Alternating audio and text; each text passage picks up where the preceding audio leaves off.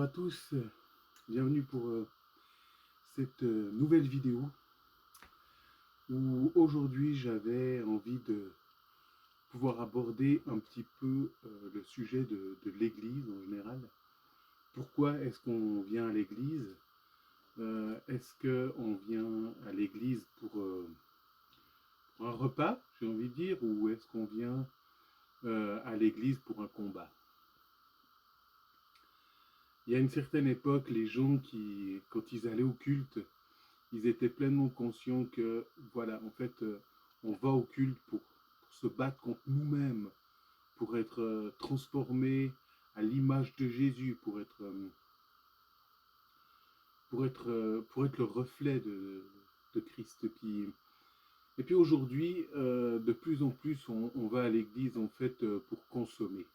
Il y a quelque chose qui, il y a quelque chose qui a changé, il y a quelque chose qui subtilement en fait nous a amené vers voilà, je vais à l'église pour me faire du bien, pour avoir peut-être la capacité de vivre ma semaine. Voilà, il y en a certains, ils vont dire voilà, je vais recharger les batteries. Je vais recharger les batteries comme ça, en fait, je suis bon pour pouvoir faire ma semaine. Mais c'est pas ça l'église. C'est pas ça vraiment se tenir dans un lieu de culte, un lieu de culte vraiment où on rend un culte à Dieu. Mais qu'est-ce que c'est vraiment rendre un culte à Dieu? Rendre un culte à Dieu, c'est faire de lui notre tout, notre vie, notre espérance. Et puis on ne doit pas aller au culte comme des consommateurs, mais plutôt comme des gens humbles en disant Seigneur, transforme-moi, bouleverse ma vie, change mon existence, fais de moi quelqu'un de plus humble, de plus réveillé, de plus zélé pour ton royaume. Je, je pensais à les mathématiques, je trouve ça extraordinaire et puis je trouve que ça amène vraiment des fois une compréhension plus profonde des choses de Dieu. Je pense que si Dieu il a créé les mathématiques, c'est quand même c'est pas pour rien. Et puis il y a une réelle beauté dans les mathématiques parce que les mathématiques c'est quelque chose, entre guillemets, qui est abstrait. On a des chiffres, bien sûr, on a des données en fait, mais qu'on ne peut pas forcément quantifier, qui nous donnent des résultats qu'on peut confirmer. C'est comme un dieu, en fait, les mathématiques, c'est comme un dieu. Et moi, je trouve que les mathématiques, en fait, nous amènent à prouver l'existence de Dieu. Et je pensais à la suite de Fibonacci, cette suite de Fibonacci qu'on retrouve dans certains, enfin, je dis dans certains, dans énormément de choses de la nature, que ce soit des légumes, des coquillages, des fruits, voilà, on retrouve cette suite partout, puis cette suite, elle nous amène au nombre d'or, ce nombre d'or qui a permis de construire les pyramides, de bâtir des empires, c'est quelque chose de merveilleux,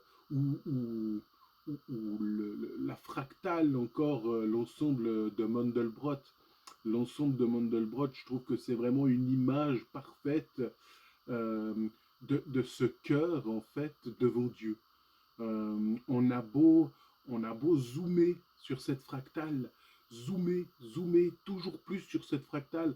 En fait, on retrouve la fractale d'origine et puis on peut aller dans d'autres dans d'autres bords de cette fractale pour découvrir d'autres ensembles, d'autres formes, d'autres.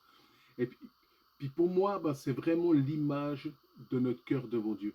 L'image d'un cœur travaillé, l'image, voilà, le Seigneur, plus il descend, plus il va en profondeur, plus tout d'un coup, en fait, on découvre notre péché, on découvre qui on est vraiment, on découvre même, justement, qu'il y a des choses, des fois, qu'on pense avoir réglées, mais en fait, non, c'est Dieu qui peut revenir sur certaines choses, comme cette fractale, il peut revenir sur certaines choses, et puis nous montrer que là, en fait, il y a cette facette-là qui n'est pas entièrement résolue. Fais attention. Et puis, Voilà, ça c'est pour moi, c'est vraiment, je dirais, comme la définition un peu du salut. Euh, si on va au culte sans jamais se repentir, si on vit notre vie aujourd'hui sans jamais plus se repentir, c'est qu'il y a un souci. En fait, on doit se remettre en question, on doit commencer à regarder à Dieu, on doit prier, on doit se mettre à genoux, on doit jeûner pour dire Seigneur, qu'est-ce qui se passe? Qu'est-ce qui se passe? Je vis plus de repentance dans ma vie. Je pense que le jour où on arrête de se repentir, c'est le jour où on est Christ. C'est le jour où peut-être on est revêtu de ce corps glorieux. Mais d'ici là, en fait, on reste des humains. Et puis, tout en nous, tout en nous a forcément une parcelle de péché. Voilà, il y a forcément une parcelle de péché qui va demeurer et qu'on a besoin de remettre à Jésus, qu'on a besoin de demander pardon. C'est pas pour autant qu'on doit entrer dans l'ascétisme ou qu'on doit commencer à se flageller. Ou... Non, parce que c'est un travail du Seigneur.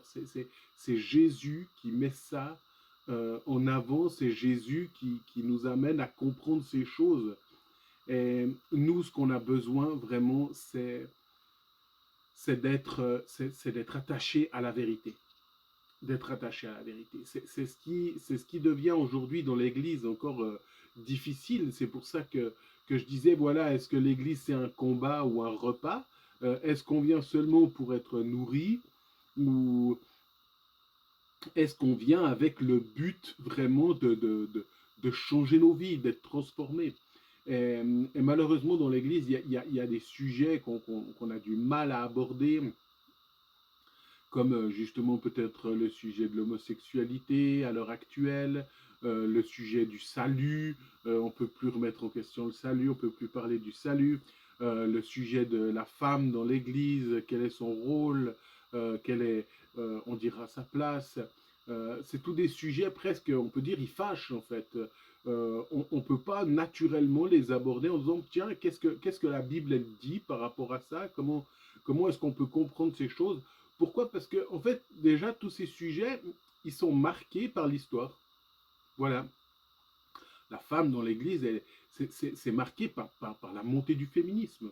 Et puis si aujourd'hui on vient parler de la femme dans l'Église, on va te dire, mais toi, t'es misogyne, ou alors, non, c'est le patriarcat, aujourd'hui, c'est plus comme ça. Mais on se dit pas, tiens, mais en fait, la Bible, elle dit quoi?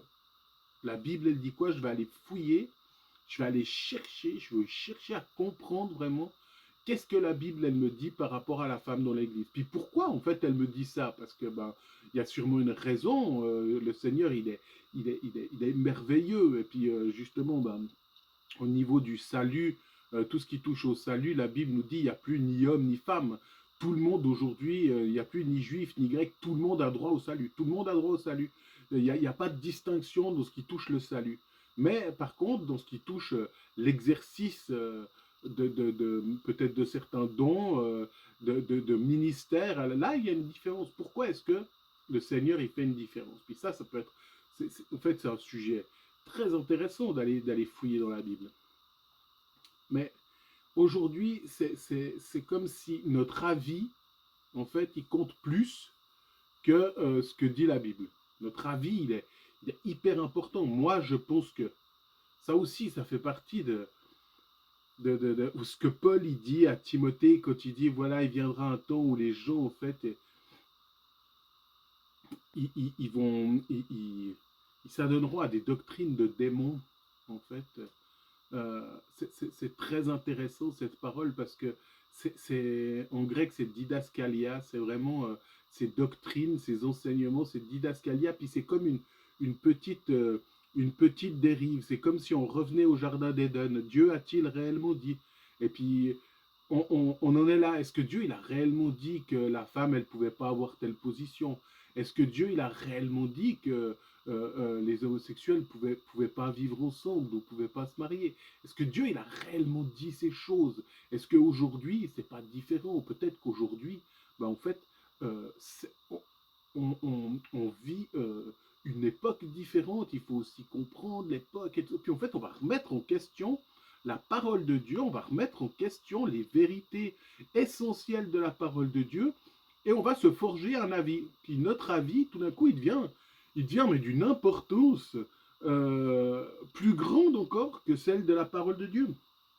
Et c'est ce que dira Paul ici aux Éphésiens, pardon, aux Thessaloniciens, si je lis ce passage,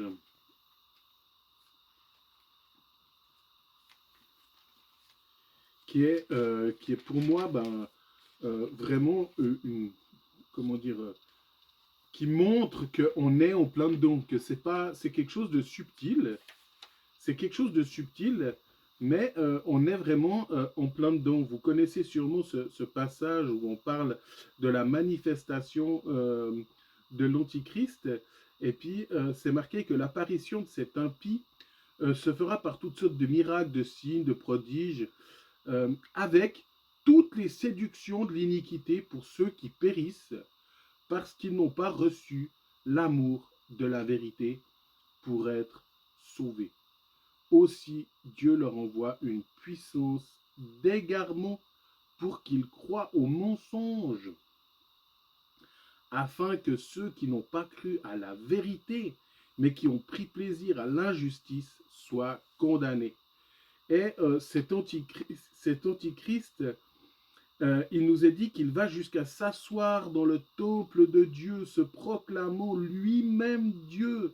Et ça, c'est 2, 4, chapitre 2, verset 4 de 2 Thessaloniciens, qui nous dit ça. Il va jusqu'à s'asseoir dans le temple de Dieu. Et c'est ce que j'ai partagé dans l'enseignement sur la marque de la bête, où on voit que nous sommes le temple de Dieu. Nous sommes le temple de Dieu. Et l'Antichrist, il vient s'asseoir en nous.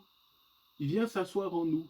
Et c'est ce 666, comme je l'ai dit dans cet enseignement sur la marque, le 666 dans la guématrie hébraïque, c'est vraiment ce passage, vous serez comme Dieu. Vous serez comme Dieu. Si on prend la guématrie de vous serez comme Dieu, ça nous donne 666. Et c'est ce que nous dit ici le passage. Il va s'asseoir dans le temple de Dieu, se proclamant lui-même Dieu.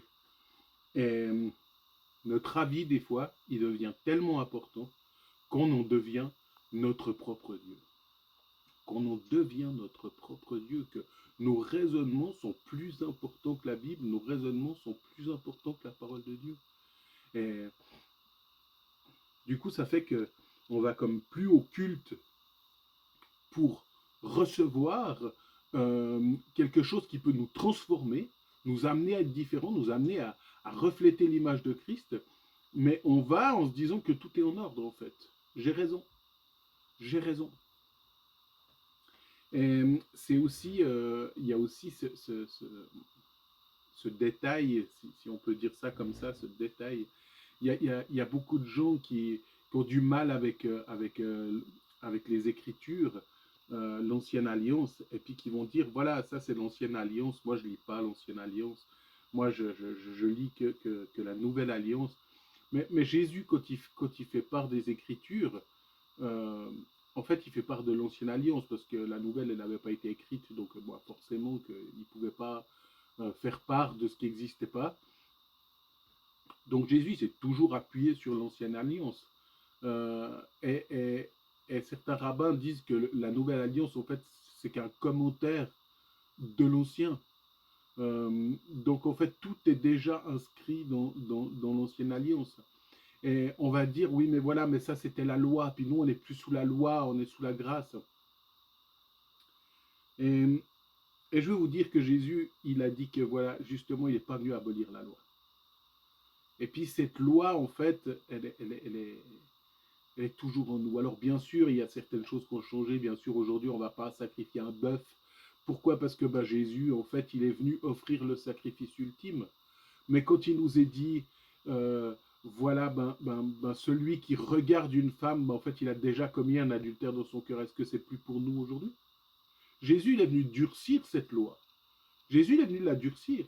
Quelqu'un avait compté, en fait, parce qu'on dit que dans l'Ancienne Alliance, il y a 613 lois, 613 mitzvot. Et dans la Nouvelle Alliance, il y a quelqu'un qui s'était amusé à vraiment à compter les commandements qui sont inscrits dans la Nouvelle Alliance, et il y en aurait 1010. Il y aurait presque le double de ces lois dans la Nouvelle Alliance. Jésus, il a durci ça en disant, vous avez entendu dire que, mais moi je vous dis que celui qui a même, voilà, que celui qui commet l'adultère, il a fait une faute. Mais moi je vous dis que celui même qui a regardé, en fait, il a déjà commis une faute. Donc Jésus, il est venu mettre à jour, en fait, que même nos pensées, même les désirs de notre cœur, même ce qui se passe en profondeur en nous, c'est déjà du péché, c'est déjà des erreurs. Paul, il dira, voilà, rejetez la colère, l'animosité, aimez votre prochain comme vous-même, faites du bien à ceux qui vous maudissent, priez pour ceux qui vous persécutent. Mais tous ces commandements qu'on a dans la Nouvelle Alliance, en fait, ils sont bien plus profonds encore que ceux qu'on avait dans l'Ancienne Alliance. Et on a le devoir, en fait, de réaliser, quand on va au culte, notre état encore, notre état de péché, notre état de déchéance, pour réellement vivre un réveil, pour réellement vivre une communion avec Dieu, une dimension glorieuse dans cette relation parfaite qu'on peut avoir avec lui.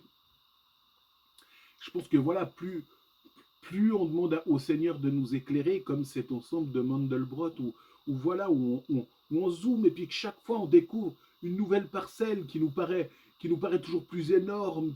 Voilà, mais le Seigneur, c'est ce qu'il peut faire en nous, c'est nous amener à réaliser chaque fois toujours plus le péché qui nous habite, le péché qui nous habite, d'aller gratter toutes ces couches qu'il y a dans notre cœur, pour nous montrer encore ce qui n'est pas à sa gloire, ce qui nous empêche d'être une lumière pour le monde, d'être un bon voisin ou un bon frère ou un bon mari.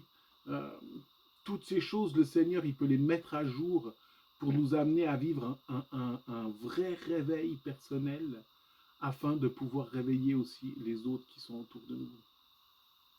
C'est pour ça que, voilà, moi je vous invite encore vous pouvez écouter aussi l'enseignement sur la femme dans l'Église, vous pouvez écouter l'enseignement sur la marque de la bête, vous pouvez écouter l'enseignement sur le baptême du Saint-Esprit, ou l'impact vraiment qu'on peut avoir en tant que chrétien, afin de vraiment avoir ce cœur pour, pour crucifier cette chair et puis ses passions, pour revêtir l'homme nouveau, pour être de ceux vraiment qui s'humilient devant Dieu et qui marchent humblement, de ceux qui offrent leur corps comme un sacrifice vivant.